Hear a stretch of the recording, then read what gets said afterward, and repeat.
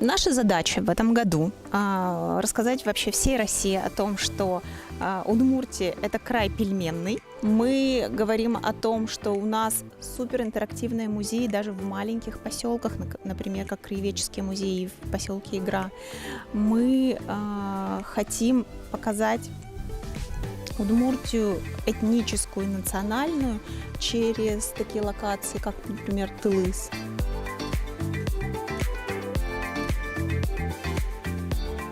У нас была совершенно потрясающая экскурсия в аэропорту Ижевска.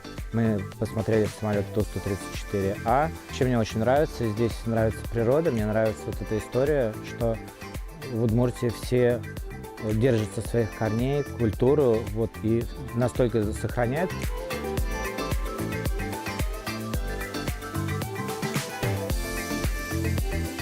Это классный инструмент для того, чтобы рассказать, что в Удмуртия туристическая, что в ней есть интересные локации, что сюда стоит приезжать, что здесь вкусно, что здесь классные люди.